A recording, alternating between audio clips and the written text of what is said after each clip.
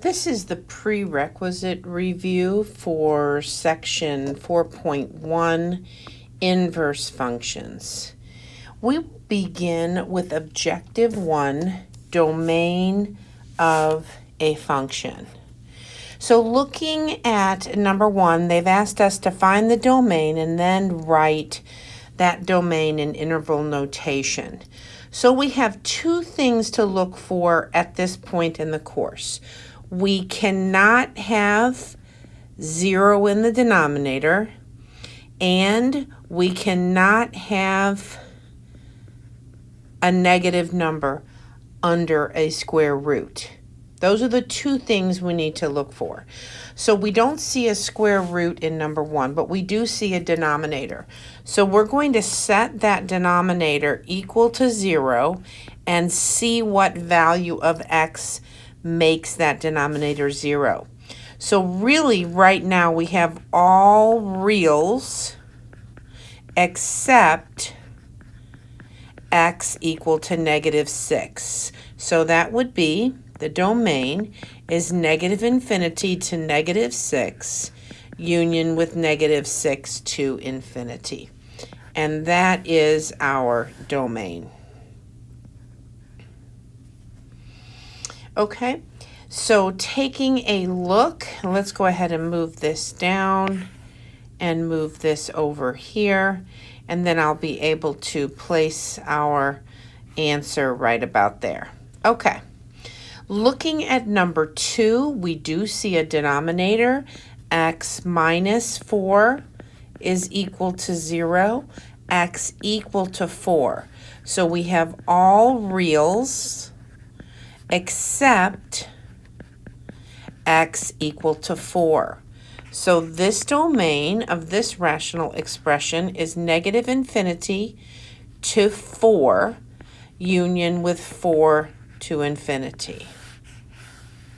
So that is all real numbers with positive 4 taken out. Okay, as you can see in number 3, set that denominator equal to 0. So the domain is all reals except for x equal to 0.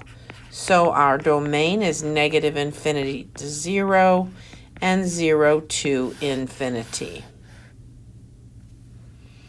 Looking at number 4, as you can see, we will do the same thing. We will set our denominator equal to 0, but then you'll see that, and we can even take that a step further, p is equal to plus or minus the square root of -2.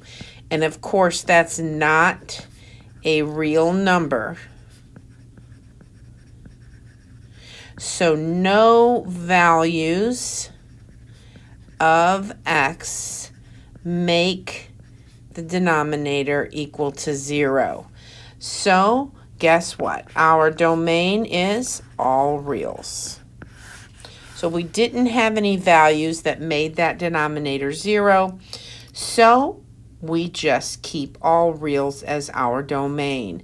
Now we have been looking at this. Now take a look at this. We only want the values under the square root to be greater than or equal to 0. So we have t plus 7 needs to be greater than or equal to 0. Subtracting 7 from both sides, we have t needs to be greater than or equal to -7. So we have -7 to infinity for our domain. Doing the same in number 6, we have t minus 5 needs to be greater than or equal to 0. Adding 5 to both sides, t must be greater than or equal to 5. And so our domain is 5 to infinity. Looking at number 7, a plus 2 needs to be greater than or equal to infinity. So a needs to be greater than or equal to -2. So our domain is -2 to infinity. Taking a look at number 8, again, 1 minus 2x needs to be greater than or equal to 0. I'm going to subtract 1 from both sides, and then I'm going to divide both sides by a -2, and don't forget we will have to reverse that sign. So here we have x is less than or equal to 1/2. So we have negative infinity to a positive 1/2. Looking at number 9, I see no denominators. I see no roots. So the domain is all reals. So we want to try to keep this simple. Okay, let's begin with the second objective. We're going to be reviewing composition of functions. So here they have asked us to find the indicated compositions. So here we're given F, G, H, and K. And let's take a look at our first problem, F composed with G of X. And that is defined as F of G of X. That's F of 2x squared plus 4x. As you can see, this 2x squared plus 4x is equal to G of X. So now we're going to go to F, and everywhere there's an x, we're going to put 2x squared plus 4x, and don't forget we have that plus 4. So this 2x squared plus 4x is our x.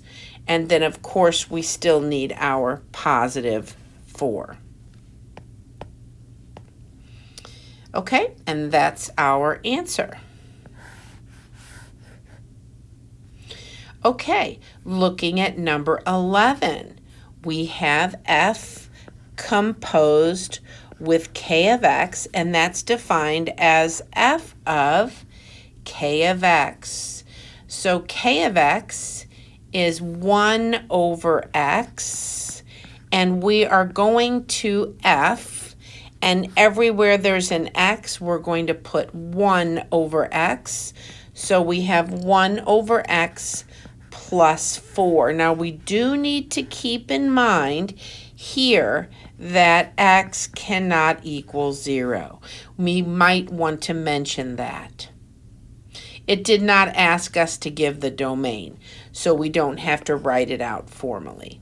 Okay, let's look at number 12. Here we have K of F of X, and we have K of, and F of X is X plus 4.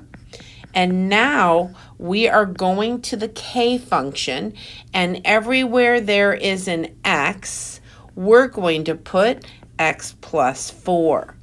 So we have 1 over X plus 4.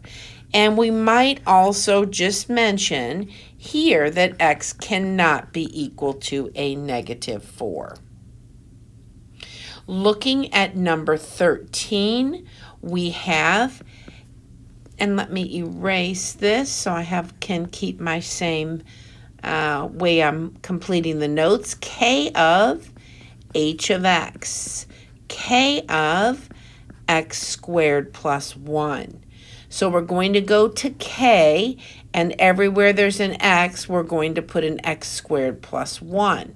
So we have 1 over x squared plus 1. Any value of x is okay in that denominator because that denominator can never equal 0. Our last problem is G of K of X, and that's G of, and you can see K of X is 1 over X, and we're going into G, and everywhere there's an X, we're going to put a 1 over X. So let's see, that's 2 times 1 over X all squared plus 4 times 1 over x. You can see that right here. Okay, so now let's simplify this. This is equal to 2 times 1 over x squared plus, we'll just do this on the next line, 4 times 1 over x, and we have 2 over x squared plus 4 over x. And as you can see, we do not want x to be equal to 0. And that concludes this lesson.